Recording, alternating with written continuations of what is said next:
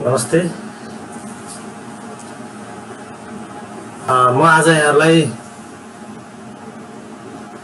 Private sector development in Nepal, हामीले private सेक्टरलाई कसरी develop गर्न सक्छौं, प्राइभेट सेक्टर डेभलपमेन्टको आधार के हो, प्राइभेट सेक्टर डेभलपमेन्ट किन आवश्यक छ भन्ने विषयमा थोरै जानकारी गराउन चाहन्छु। सबैभन्दा पहिला हामी के कुरा बुझौँ भन्दा प्राइभेट सेक्टर भनेको के हो त? हाम्रो जस्तो मार्केट इकोनोमीको पर्सेन्टेज हाई भएको मुलुकमा प्राइभेट सेक्टर अथवा व्यक्तिगत लगानीमा व्यक्तिले आफ्नै म्यानेजमेन्ट सिस्टमबाट, व्यक्तिले आफ्नै कर्मचारीहरू हायर गरेर, आफैले पेमेन्ट गरेर र सरकारलाई निश्चित ट्याक्स पेमेन्ट गरेर सरकारको रुल र रेगुलेसनको आधारमा जुन कामहरू सञ्चालन गर्छ, जुन बिजनेस इस्टाब्लिस गर्छ, फर्महरू खोल्छ अथवा अन्य कुनै कामहरू गर्छ, त्यसलाई हामीले प्राइभेट सेक्टर भन्छौँ। यो पब्लिक सेक्टर भन्दा अझै महत्त्वपूर्ण हुन्छ इकोनोमिक डेभलपमेन्टको लागि। कुनै पनि राष्ट्रको आर्थिक विकासको मूल आधार भनेको प्राइभेट सेक्टर हो। त्यसकारणले गर्दा इकोनोमिक डेभलपमेन्ट र इकोनोमिक ग्रोथको लागि प्राइभेट सेक्टरको डेभलपमेन्ट अनिवार्य हुनुपर्छ। र अब हामी प्राइभेट सेक्टर डेभलपमेन्टको लागि डेभलपमेन्टले इकोनोमिक डेभलपमेन्ट गर्छ अथवा इकोनोमिक ग्रोथ गर्छ भन्छौँ भनेपछि इकोनोमिक डेभलपमेन्ट अथवा इकोनोमिक ग्रोथ भनेको के हो त फेरि? इकोनोमिक ग्रोथ भनेको यो quantitative and real increase in national income, कुनै पनि राष्ट्रको राष्ट्रिय आयको रियल र क्वान्टिटेटिभ इन्क्रिमेन्ट हुनु भनेको के हो त भन्दा इकोनोमिक ग्रोथ हो। जस्तो हामीले इकोनोमिक ग्रोथ 6.5% भयो अथवा 3% भयो अथवा 2% भयो भन्छौँ। यसको अर्थ के हो त भन्दा त्यो राष्ट्रको नेसनल इन्कम अघिल्लो वर्षको तुलनामा अथवा अघिल्लो मेजरमेन्ट गरिएको पिरियडको तुलनामा अहिलेको मेजरमेन्ट गरिएको पिरियडमा यति बढ्यो अथवा यति घट्यो, यति घट्यो भन्ने आधार हो। यो नेसनल इन्कम नै इकोनोमिक ग्रोथको एउटा चाहिँ मापनको कडी हो भने इकोनोमिक डेभलपमेन्ट इकोनोमिक ग्रोथ भन्दा धेरै चाहिँ दायरा फराकिलो भएको विषयवस्तु हो। इकोनोमिक डेभलपमेन्ट भनेको एउटा इन हो भने इकोनोमिक ग्रोथ मिन्स हो इकोनोमिक डेभलपमेन्टको लागि। इकोनोमिक ग्रोथ बिना इकोनोमिक डेभलपमेन्ट त हुँदैन। तथापि इकोनोमिक डेभलपमेन्ट भित्र धेरै विषयवस्तु ओगटिएको हुन्छ। यसलाई कसरी हामी एक्सप्लेन गर्छौँ त भन्दा improvement of the quality of life, living standards, literacy, life expectancy and health care of a particular nation or particular area भनेपछि इकोनोमिक ग्रोथले नेसनल इन्कमको क्वान्टिटेटिभ इन्क्रिमेन्ट भन्ने बुझाउँछ भने इकोनोमिक डेभलपमेन्टले नेसनल इन्कमको क्वान्टिटेटिभ इन्क्रिमेन्ट भए पश्चात पनि त्यो राष्ट्रमा अथवा त्यो क्षेत्रमा भएका व्यक्तिहरूको लाइफको स्ट्यान्डर्ड कस्तो छ, लाइफको एक्सपेक्टेन्सी कस्तो छ, लिटरेसी कस्तो छ, हेल्थ केयर कस्तो छ भन्ने कुराहरू भन्ने विषयवस्तुहरूलाई पनि जोडेको हुन्छ। भन्न खोजेको economic development economic growth plus social welfare हो। जब इकोनोमिक ग्रोथमा सोसल वेलफेयर जोडिन्छ तब इकोनोमिक डेभलपमेन्ट हुन्छ। अब इकोनोमिक डेभलपमेन्ट कुनै पनि राष्ट्रको हितको लागि बहुतै महत्त्वपूर्ण हुन्छ। कतिपय राष्ट्रहरू विकसित हुने अविकसित हुने भन्ने विषयवस्तुको आधार भनेको इकोनोमिक डेभलपमेन्ट हो र यसलाई विभिन्न फ्याक्टरहरूले असर गर्ने गर्छन्। त्यो मध्येको प्राइभेट सेक्टर डेभलपमेन्ट इकोनोमिक डेभलपमेन्टको मुख्य आधार हो। सबैभन्दा एक नम्बरमै पर्ने आधार प्राइभेट सेक्टर डेभलपमेन्ट हो। यसलाई हामीले पीएचडी भन्छौँ। यो पोभर्टी रिडक्सनको मुख्य आधार हो। अब प्राइभेट सेक्टर डेभलपमेन्टलाई कसरी चाहिँ हामी हेर्ने त भन्दा participating of workers participating of farmers, participating of poor people in markets, and strengthening and diversification of these markets in ways that secure higher incomes. हामीले हाम्रो राष्ट्रमा भएका वर्कर्सहरू, फार्मर्सहरू, स्टेक होल्डर्सहरू, पुअरहरू अथवा पिछडिएका वर्गहरू समग्रलाई मार्केटमा पहुँच बनाउने, मार्केटमा पार्टिसिपेट गराउने र त्यो मार्केटलाई के गर्ने, स्ट्रेन्थनिङ गर्ने र मार्केटको डाइभर्सिफिकेसन गर्ने, त्यो मार्केटलाई सबैको घर दैलोमा पुर्याउने, स्ट्रेन्थन भएको मार्केटलाई जसले हायर इन्कम जेनेरेट गर्न सकोस्। यसैलाई हामीले प्राइभेट सेक्टर डेभलपमेन्ट अथवा प्राइभेट सेक्टर डेभलपमेन्टको चाहिँ एउटा मुख्य विषयवस्तुको रूपमा लिने गर्छौँ। भनेपछि मार्केटमा पहुँच पुर्याउने भन्ने कुरा यहाँ मैले यहाँलाई एक्सप्लेन गरेँ। मार्केट भनेको के हो त फेरि हामी यहाँ बुझौँ। मार्केट मार्केट भनेको बजार भन्ने यहाँलाई थाहा छ, जहाँ खरिद र बिक्री हुने काम हुन्छ कुनै पनि विषयवस्तुको, कुनै पनि वस्तुको, चाहे सर्भिस होस्, चाहे प्रोडक्ट होस्, चाहे गुड्स होस्, चाहे टेन्जिबल गुड्स होस्, चाहे इन्टेन्जिबल गुड्स होस्, ती सबैको खरिद बिक्री हुने जुन ठाउँ हो त्यसलाई हामीले मार्केट भन्छौँ। मार्केटहरू विभिन्न थरीका हुन सक्छन्। फिजिकल मार्केट हुन सक्छ। फिजिकल मार्केट भनेको जहाँ फिजिकल गुड्सहरू बिक्री गरिन्छन्, खरिद गरिन्छन्।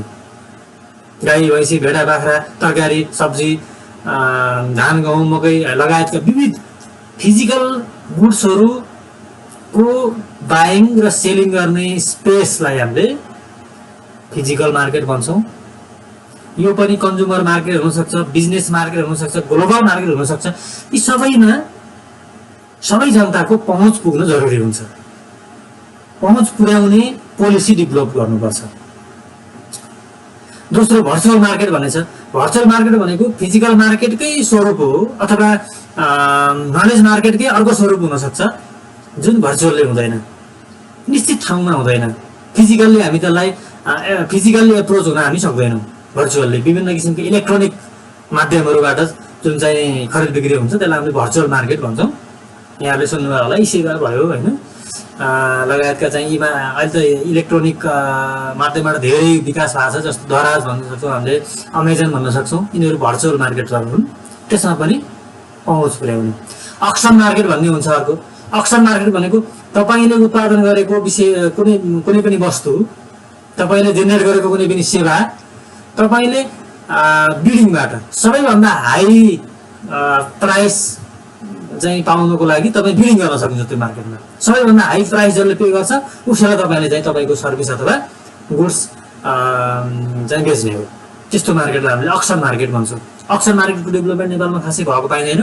त्यस कारणले गर्दा अत्यन्त हाई कम्पिटेटिभ मार्केटले गर्दाखेरि किसानहरूका प्रोडक्टहरू हामी सस्तोमा बिक्री भएको देखिरहेकै छौँ। अक्सन मार्केटको डेभलप गराउनुपर्छ। त्यसपछि नलेज मार्केट भन्ने छ होइन। विकिपेडिया भयो, युट्युब भयो, कलेज भयो, स्कुल भयो, सबै चाहिँ के हो त भन्दा नलेज मार्केट हुन्, जहाँ चाहिँ नलेजको लेनदेन हुने काम हुन्छ। अनि अर्को चाहिँ मार्केटको टाइप छ फाइनेन्सियल मार्केट। फाइनेन्सियल मार्केट भनेपछि फाइनेन्सियल एसेट्सहरू, फाइनेन्सियल इन्स्ट्रुमेन्ट्सहरूको खरिद बिक्री जहाँ हुन्छ त्यसलाई हामीले फाइनेन्सियल मार्केट भन्छौँ। यो पनि दुई किसिमको छ। मनी मार्केट भयो, क्यापिटल मार्केट भयो। अब मनी मार्केटमा चाहिँ सर्ट टर्म फाइनेन्सियल इन्स्ट्रुमेन्टहरू खरिद बिक्री हुने काम हुन्छ। जस्तै ट्रेजरी बिल्सहरू भयो, कमर्सियल पेपरहरू भयो, ब्याङ्क एक्सेप्टेन्सहरू भयो, सर्ट टर्म ब्याङ्क लोनहरू लिने दिने काम हुन्छ यो मनी मार्केटमा। भने क्यापिटल मार्केटमा चाहिँ क्यापिटल इन्स्ट्रुमेन्टहरू, लङ टर्म चाहिँ इन्स्ट्रुमेन्टहरू, लङ टर्म फाइनेन्सियल एसेटहरू बिक्री गर्ने काम हुन्छ। जस्तो लङ टर्म लोनहरू, मोर्गेज लोनहरू, सेयर्सहरू, डिबेन्चर्सहरू, वारेन्ट्सहरू, यस्ता किसिमका चाहिँ खरिद बिक्री जहाँ हुन्छ त्यसलाई हामीले क्यापिटल मार्केट भन्छौँ।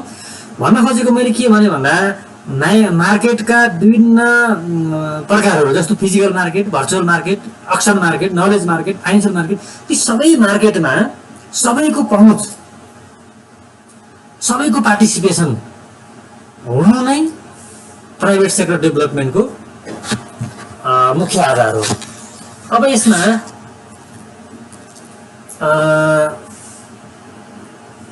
यहाँ केही चाहिँ मैले यो यसरी गरौँ, यो प्राइभेट सेक्टर डेभलपमेन्ट भनेको अत्यन्त फेयर र इफिसियन्ट वे हो पोभर्टी फाइट गर्नको लागि।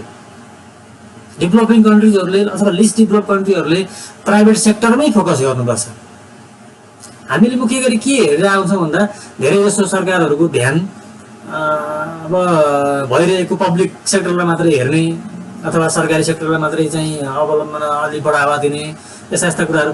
जति नलेजको डेभलप हुन्छ, जति कम्पिटेटिभनेसको डेभलप हुन्छ, कम्पिटेटिभ एडभान्टेजको जति विकास हुन्छ त्यो सबै प्राइभेट सेक्टरभित्रै हुन्छ। त्यस कारणले गर्दा प्राइभेट सेक्टरको डेभलपमेन्ट बिना पब्लिक सेक्टरको डेभलपमेन्ट पनि हुँदैन। प्राइभेट सेक्टर भनेको सरकारको मुख्य दाहिने हात हो भन्ने कुरा हामी बुझ्नुपर्छ। अब यसको लागि यहाँ केही एप्रोचहरू म प्रस्तुत गर्न चाहन्छु पीएचडी को लागि। प्राइभेट सेक्टर डेभलपमेन्टका एप्रोचहरू, पीएचडी सम्बन्धी के दृष्टिकोण छन्, हामी कसरी पीएचडी लाई हायर लेभलमा एचिभ गर्न सक्छौँ त भन्दा नम्बर 1 बिजनेस इन्भाइरोमेन्ट रिफर्म। जुन हाम्रो बिजनेस इन्भाइरोमेन्ट छ त्यो डेभलपिङ कन्ट्रीको बिजनेस इन्भाइरोमेन्ट डेभलप कन्ट्रीको बिजनेस इन्भाइरोमेन्ट भन्दा फरक पर्छ। बिजनेस इन्भाइरोमेन्ट भनेको बिजनेसको आफ्नो दायराभित्र, कुनै पनि फर्मको आफ्नो दायराभित्र एक्सटर्नल र इन्टर्नल इन्भाइरोमेन्ट हुने गर्छ। Political factor, economical factor, sociological factor, technological factor, legal, यी चाहिँ कुराहरूले असर गरिरहेका हुन्छन् कुनै पनि बिजनेसलाई। र यो बिजनेस इन्भाइरोमेन्ट रिफर्म भनेको जुन भइरहेको बिजनेस इन्भाइरोमेन्टल फ्याक्टरको इन्जेक्सन छ, इम्पोज गरिएको छ जुन प्रकारको चाहिँ बिजनेस इन्भाइरोमेन्टल फ्याक्टर जुन बिजनेस फर्मलाई, त्यसलाई रिफर्म गर्नैपर्छ। जस्तो मुख्य फोकस गर्नुपर्ने विषयवस्तु के हुन्छ भन्दा रेगुलेसन। बिजनेस फर्महरूलाई रेगुलेट गर्नु पर्यो। सबै बिजनेस फर्महरू इक्वल्ली अथवा चाहिँ कम्पिटेटिभ वेबाट रेगुलेट भएका छन् कि छैनन् त रेगुलेसन गर्ने पहिलो काम। ट्याक्सेसनको कुरालाई ख्याल गर्नुपर्छ। हायर ट्याक्स छ कि, ट्याक्स ठिक्क लिमिटमा छ कि अथवा लोवर छ कि, ट्याक्सेसनको विषयवस्तुलाई ध्यान दिनुपर्छ। कम्पिटिसनको लेभल कुन प्रकारको छ, फेयर कम्पिटिसन छैन मार्केटमा अथवा बिजनेसमा। कुनै बिजनेसहरू अगाडि बढिरहेछन्, कुनै बिजनेसहरू पछाडि छन्। कुनै मार्केट मोनोपोली क्रिएट भएको छ कि छैन, कार्टेलिङ अथवा चाहिँ कार्टेलिङको प्रक्रियाहरू भएको छ कि छैन हाम्रो बिजनेस इन्भाइरोमेन्टभित्र, हाम्रो बिजनेस अर्गनाइजेसनभित्र, त्यसको ख्याल गर्नु पर्यो। अनि पोलिसी त्यही प्रकारको म्यानेज गर्नु पर्यो र बिजनेस फर्महरूले कस्ता प्रकारका स्ट्राटेजीहरू फर्मुलेट गरेका छन् हो ती सबैमा मुख्य गरी रेगुलेसनको बाटो, ट्याक्सेसनको बाटो, कम्पिटिसनको फेयर कम्पिटिसन क्रिएट गर्ने बाटो, अनि बिजनेससँग सम्बन्धित पोलिसीहरूको बाटो, अनि ग्रोथ स्ट्राटेजिजहरूको बाटोलाई सरकारले अथवा चाहिँ सरकारवाला व्यक्तिहरूले अथवा म्युनिसिपल ले चाहिँ सपोर्ट गर्नैपर्छ, हेल्प गर्नैपर्छ अथवा त्यसलाई म्यानेज गर्नुपर्छ। 1 नम्बर पोइन्ट बिजनेस इन्भाइरोमेन्टलाई रिफर्म गर्नु पर्यो 1 नम्बर। 2 नम्बरमा भ्यालु चेन डेभलपमेन्ट। यहाँलाई थाहा छ भ्यालु चेन भन्ने, भ्यालु भनेको addition of value to the inputs at every stage of production. प्रोडक्सनका विभिन्न स्टेजहरू हुन्छन्। जस्तो हामीले र मेटेरियल ल्याउँछौँ, र मेटेरियलबाट सेमी फिनिस गुड्स बन्छ, सेमी फिनिसबाट फाइनल गुड्स बन्छ। भनौँ भनेको एउटा चाहिँ किसानले काँक्राको खेती गर्छ, काँक्रा चाहिँ उसले उत्पादन गर्यो, अनि काँक्रा तयार भयो, काँक्रालाई उसले बिक्री गर्छ अर्को एउटा कुनै चाहिँ अर्को सप्लायरले फेरि अर्कोलाई बिक्री गर्छ, फेरि अर्कोलाई बिक्री गर्छ। कन्ज्युमरमा पुग्ने बेलासम्म त्यो वस्तुको भ्यालु एड भइरहेको हुन्छ विभिन्न मिडिया के अरे यो मध्यस्थहरूमा। हरेक स्टेजमा भ्यालुको इन्क्रिमेन्टको रेसियो मिल्नुपर्छ। किसानले काँक्रा उत्पादन गर्यो, उसलाई एउटा प्रति केजी काँक्रा उत्पादन गर्नको लागि 10 रुपियाँ लाग्यो, उसले त्यो काँक्रा 12 रुपियाँ प्रति केजी बिक्री गर्यो, 2 रुपियाँ भ्यालु इन्क्रिज भयो, 20% त्यहाँ भ्यालु बढ्यो। त्यो काँक्रा एउटा होटलसम्म पुगेर कन्ज्युमरले त्यसलाई चाहिँ कन्ज्युम गर्ने बेलासम्म त्यो काँक्राको मूल्य 50 रुपियाँ पुगिसकेको हुन्छ। भनेपछि त्यहाँनिर त्यो भ्यालु चेन मिलेन। भनेपछि भ्यालु इन्क्रिमेन्ट किसानले बिक्री गरिसकेपछि मात्रै क्रिएट भयो भने त्यसको रेसियो मिल्नुपर्छ। किसानले पनि जुन रेसियोमा पछि भ्यालु इन्क्रिमेन्ट हुने हो त्यही रेसियोमा भ्यालु इन्क्रिमेन्ट गरेर बेच्न पाउने वातावरण सिर्जना गर्नुपर्छ। यो भनेको भ्यालु चेन डेभलपमेन्ट भने हो। जस्तो अब ब्ल्याक मार्केटहरू हुने गर्छन् हाम्रो समाजमा। ब्ल्याक मार्केटले गर्दाखेरि चाहिँ भ्यालु चेन खलबलिन्छ। त्यो ब्ल्याक मार्केटको चाहिँ रेगुलेसन गर्नुपर्छ। अनि मुख्य गरी चाहिँ फोकस केमा गर्नुपर्छ भन्दा अपर्च्युनिटीहरू फार्मर्सलाई बढी अपर्च्युनिटी दिनुपर्छ प्रोफिटेबल प्रोडक्सन गर्नको लागि। उनीहरूको चाहिँ प्रोडक्ट को बिक्रीको ग्यारेन्टी अथवा वारेन्टी हुने किसिमको वातावरण सिर्जना गर्नुपर्छ। त्यसबाट उनीहरू प्रोटेक्ट महसुस गर्छन्। प्रोडक्सन जब हुन्छ अनि त्यहाँबाट चाहिँ ग्रोथ प्रोडक्सन हाई हुन्छ, अन्यथा प्रोडक्सन हाई हुँदैन। प्रोडक्सन हाई नहुने बित्तिकै भ्यालु चेन डेभलपमेन्टमा असर पर्छ। दोस्रो कुरा भ्यालु चेन डेभलपमेन्टलाई रेगुलेट गर्नु पर्यो। तेस्रो कुरा के छ भन्दा यहाँहरूलाई मैले प्रस्तुत गर्ने PST को एप्रोचमा बिजनेस डेभलपमेन्ट सर्भिसेसहरू। कुनै पनि व्यावसायिक फर्मको विकास गर्नको लागि, व्यावसायिक फर्म स्थापना गर्नको लागि एउटा सामान्य व्यक्तिलाई धेरै प्राविधिक समस्याहरू परिरहेका हुन्छन्। उनीहरूलाई लिगल समस्याहरू परिरहेका हुन्छन्। जस्तो रजिस्ट्रेसन कसरी गर्ने फर्मको, त्यसको मार्केट ओरिएन्टेसन कसरी हुन्छ, प्रडक्टलाई कसरी डिजाइन गर्ने, ट्याक्सको सिस्टम के छ, लिगल प्याटर्न्सहरू कस्तो छ, फिजिबिलिटी एनालाइसिस कसरी गर्ने हो, त्यस्ता समस्याहरू आइरहेका हुन्छन्। यसको लागि उनीहरूलाई ट्रेनिङ, कन्सल्टिङ सर्भिसेसहरू, मार्केट इन्फर्मेसनहरू प्रोभाइड गर्नुपर्छ। यो हामीले यसलाई चाहिँ एउटा अध्ययनको विषयवस्तु नै बनाए पनि हुन्छ। जस्तो हामीले ट्रेनिङ समय समयमा ट्रेनिङका फेसिलिटीहरू प्रोभाइड गरिरहनुपर्छ हरेक व्यक्तिहरूलाई, अनिवार्य उपस्थिति गराएरै भए पनि। यस कारणले गर्दा बिजनेस डेभलपमेन्ट सर्भिसहरू प्रोभाइड हुनुपर्छ। BDS भन्छ यसलाई हामीले। यो डेभलप कन्ट्रीहरूमा, युरोपियन कन्ट्रीहरूमा यसको छुट्टै एउटा गभर्मेन्टको यो एउटा हाँगा नै हो। अनि मार्केट सिस्टम डेभलपमेन्ट MST भन्छौँ। मार्केटको सिस्टम डेभलप गर्नु पर्यो। मार्केटलाई एकदम फेयरली रन हुने किसिमबाट सञ्चालन गर्नुपर्छ। सिस्टमेटिकल्ली मार्केट रन हुने व्यवस्था। जस्तो अफर र डिमान्ड। जस्तो मसित वस्तु छ, मैले अफर गर्नु पर्यो। अर्कोले वस्तु किन्दैछ, उसले डिमान्ड गर्नु पर्यो। बायर र सेलरको इन्टरेक्सन पर्फेक्ट हुनुपर्छ, टु वे हुनुपर्छ। मध्यस्थकर्ताहरू हावी हुने वातावरण हुँदैन। यसले पर्फेक्ट कम्पिटिसनलाई असर गर्छ, भ्यालु चेनमा असर गर्छ। अनि जनताको पहुँच अथवा प्रोडक्ट चाहिँ लन्च गर्ने व्यक्ति, प्रोडक्ट गर्ने व्यक्ति, प्रडक्सन गर्ने व्यक्तिको पहुँच मार्केटमा पुग्दैन। जब बायर र सेलरको इन्टरेक्सन पर्फेक्ट बन्छ, जब अफर र डिमान्डको चाहिँ इन्टरेक्सन पर्फेक्ट बन्छ, जब न प्राइस डिटर्मिनेसन हुने हो। यदि अफर र डिमान्डको इन्टरेक्सन बिनै मार्केटिङ भयो भने त्यो प्राइसको एक्ज्याक्ट डिटर्मिनेसन हुन सक्दैन मार्केट इकोनोमीमा। जस्तो हामीले सप्लाई र डिमान्डबाटै प्राइस बन्छ भन्ने कुरा इकोनोमिक्समा पढ्ने गर्छौँ। प्राइसको डिटर्मिनेसन हुने भनेकै केबाट हो त भन्दा बायर र सेलरको इन्टरेक्सनबाट। बायर र सेलरको फ्री इन्टरेक्सन हुने किसिमको वातावरण सिर्जना हुनुपर्छ। यसरी हामीले मार्केट सिस्टम डेभलपमेन्ट भन्छौँ, MST भन्छौँ। MST जब पर्फेक्ट बन्छ, MST जब लजिकल बन्छ, MST जब चाहिँ ट्रान्सप्यारेन्ट बन्छ, तब ब्ल्याक मार्केट अथवा स्याडो इकोनोमी नै क्रिएट हुँदैन। त्यस्तै गरी ग्रिन ग्रोथका कुराहरू हुन्छन्। ग्रिन ग्रोथ भनेको यो नयाँ सिस्टम पनि हो। अब लो इमिसन डेभलपमेन्ट। अब LED भन्ने एउटा चाहिँ यहाँहरूलाई शब्द सुनिराख्नुपर्छ। लो इमिसन डेभलपमेन्ट। थोरै मात्रामा कार्बन फाल्ने, थोरै प्रदूषण गर्ने, थोरै चाहिँ इकोसिस्टमलाई असरलाई कम गर्ने, इकोसिस्टममा कुनै पनि प्रकारको असर नगर्ने, इन्भाइरोमेन्टमा असर नगर्ने किसिमको बाट प्रोडक्टको डिजाइन गर्ने, प्रोडक्सन गर्ने प्रक्रियाहरू अप्लाई गर्नुपर्छ भन्ने ग्रिन ग्रोथको कुरो हो। यो पनि सिकाउनुपर्छ। अनि वुमन्स इकोनोमिक इम्पावरमेन्ट। जस्तो हामीले वुमन्सलाई जति हामी इम्पावर गऱ्यौँ, वुमन्सहरूलाई जति मार्केटमा पहुँच पुर्यायौँ, त्यति नै फलदायी हुन्छ। वुमन्सहरू सिस्टमेटिकल्ली एक्सक्लुडेड भएका थिए अहिलेसम्मका अवस्थाहरूमा।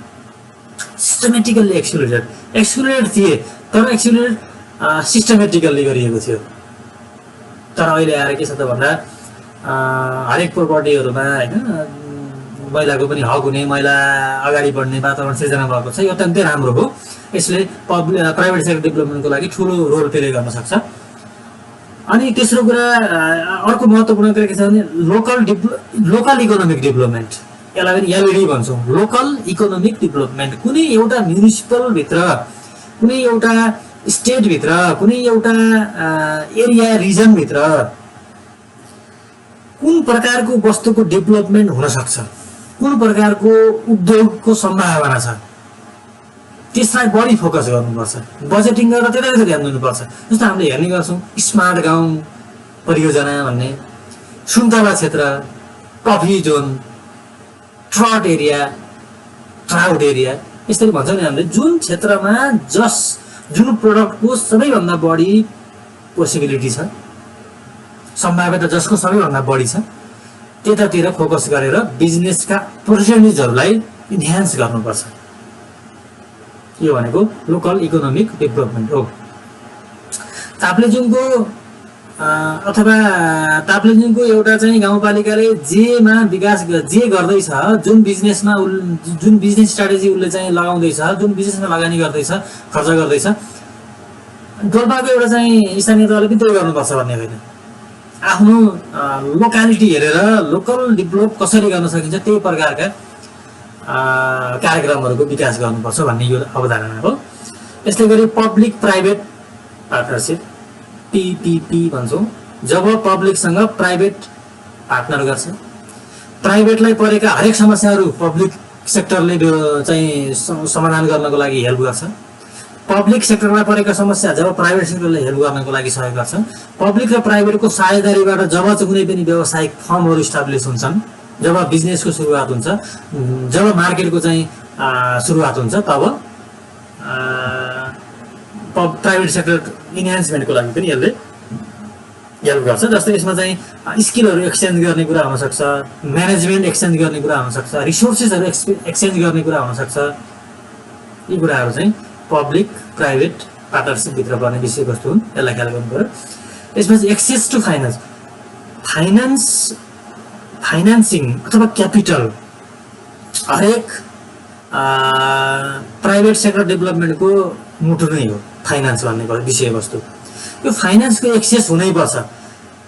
फाइनेन्सको एक्सेस कसरी हुन्छ त? अब कुन तरिकाले गर्ने?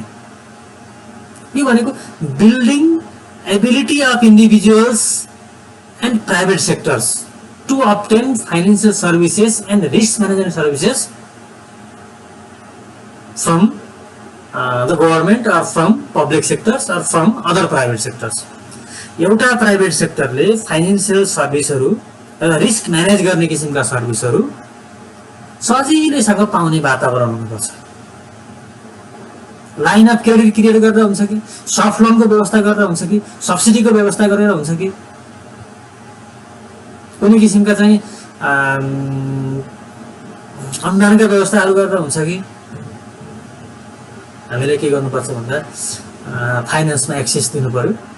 अर्को कुरा इनोभेसन एसिस्टेन्स, इनोभेसनमा एसिस्टेन्स गर्नै पर्छ। इनोभेसन भनेको के हो त भन्दा कमर्सियल्ली सक्सेसफुल गुड्स अथवा सर्भिस डेभलप गर्ने हो इनोभेसन भनेको।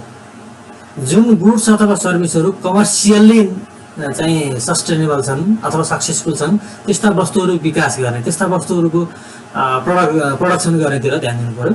त्यस्तै गरी डिजिटल ट्रान्सफर्मेसन, अब संसार 21औं शताब्दीमा गएको छ, डिजिटल ट्रान्सफर्मेसनका कुराहरू छन्। हामीले हेर्न सक्छौँ तपाईँको एमाजोन यति छिटो ग्रोथ भएको छ एमाजोनको। जस्तो अब हामीले हेर्छौँ अहिले त इन्डिभिजुअल भइसकेको छ, इन्डिभिजुअल, इ कमर्स, इ ब्याङ्किङ, इ गभर्मेन्ट, इ मार्केट, यी सबै कुराहरू इलेक्ट्रोनिक मिडियाबाट, इलेक्ट्रोनिक माध्यमबाट भइसकेको छ भने अब हामीले हाम्रा किसानहरूलाई पनि डिजिटल ट्रान्सफर्मेसन क्रिएट गर्न सक्नुपर्छ। यो कलेजमा गएर पढ्नै पर्छ भन्ने केही पनि होइन। ट्रेनिङबाट, कन्सल्टिङ सर्भिसहरू प्रोभाइड गरेर, मैले अघि नै यहाँलाई भने बिजनेस डेभलपमेन्ट सर्भिस बिडिएसको माध्यमबाट यस्ता किसिमको डिजिटल ट्रान्सफर्मेसन गर्न सक्छौँ। डिजिटलाइज्ड सिस्टमबाट चाहिँ मार्केटिङ गर्न सकियो भने एकदम फास्ट पनि हुन्छ, ट्रान्सपारेन्ट पनि हुन्छ, बायर र सेलरको इन्टरेक्सन पर्फेक्ट हुन्छ, मार्केट सिस्टम पनि डेभलप हुन्छ। यो काम गर्नुपर्छ। त्यसपछि कर्पोरेट सोशल रेस्पोन्सिबिलिटी। एउटा कर्पोरेटले, एउटा व्यावसायिक संस्थाले आफ्नो क्षेत्रभित्र रहेको उसले जहाँबाट इनपुट ल्याउँछ, जहाँ उसले आउटपुट दिन्छ, जुन इन्भाइरोमेन्टमा ऊ रहन्छ, जुन इन्भाइरोमेन्टभित्र ऊ चाहिँ बाँच्ने हो, त्यो इन्भाइरोमेन्टभित्र उसले चाहिँ हेल्प गर्नुपर्छ। त्यहाँ भएका चाहिँ व्यक्तिहरूलाई सहयोग गर्नुपर्छ। त्यहाँ भएकै व्यक्तिहरूबाट उसले चाहिँ म्यान पावर हायर गर्ने हो। त्यहाँ नै उसले स्किलको डेभलप गर्ने हो। मोटिभेसनल लर्निङ एप्रोच क्रिएट गर्न सक्नुपर्छ आफ्नो बिजनेस भएको एरियामा। यसबाट पनि के हुन्छ भन्दा प्राइभेट सेक्टर मोटिभेटेड हुने र प्राइभेट सेक्टरबाट धेरै हामी गेन गर्न सक्छौँ। अनि इन्टरप्रेन्योरसिप इकोसिस्टम जस्तो हामीले हेर्छौँ, कुनै पनि क्षेत्रलाई इन्टरप्रेन्योरसिपमै लैजाने किसिमको तपाईँहरूले हेर्न सक्नुहुन्छ। यो अमेरिकामा बोस्टन भन्ने ठाउँ छ, बोस्टन सिलिकन भ्याली भन्ने ठाउँ छ, जहाँ इन्टरप्रेन्योरसिप इकोसिस्टम छ। त्यहाँको हरेक बच्चा जन्मिने बित्तिकै उनले के सिक्छ? इन्टरप्रेन्योरसिप नै सिक्छ। त्यहाँ नोकरी गर्ने, जागिर खाने अथवा अरूको काम गर्ने भन्ने विषयवस्तु नै आउँदैन। तपाईँको एप्पल, याहू, गुगल, फेसबुक लगायतका सबै व्यावसायिक इन्कर्पोरेसन्सहरू यो सिलिकन भ्यालीभित्र अथवा बोस्टनभित्र छन्। त्यस्तो किसिमको जोन कुनै राष्ट्रभित्र, कुनै राष्ट्रको कुनै ठाउँमा क्रिएट गर्न सक्दियौँ भने त्यसबाट धेरै मान्छेहरूले सिक्न सक्छन्। हामी सबै कुरा त्यहाँ बिजनेससँग सम्बन्धित हामी नलेज मार्केटै त्यहीँ क्रिएट गर्न सक्छौँ नि। नलेज मार्केट त्यही चाहिँ इन्टरप्रेन्योरसिप इकोसिस्टम भएको ठाउँबाट लिएर अनि चाहिँ हामी हाम्रा व्यावसायिक संस्थाहरू डेभलप गर्न सक्छौँ। त्यसैले गर्दा डाइरेक्ट र इन्डाइरेक्टली हामीले चाहिँ हाम्रा जनतालाई भेराइटिज अफ बिजनेस, थरीका बिजनेस, भर्सेटाइल बिजनेसहरू डेभलप गर्ने, आइडियाहरू जेनेरेट गर्ने ठाउँ नै छुट्टै बनाउन सकियो भने पनि प्राइभेट सेक्टर डेभलपमेन्ट हुन सक्छ। प्राइभेट सेक्टर डेभलप नभइकन राष्ट्र डेभलप हुनै सक्दैन भन्ने कुरा यहाँलाई मैले राखेँ। यसलाई सुनिदिनु भयो, यहाँलाई धन्यवाद दिन चाहन्छु। नमस्ते।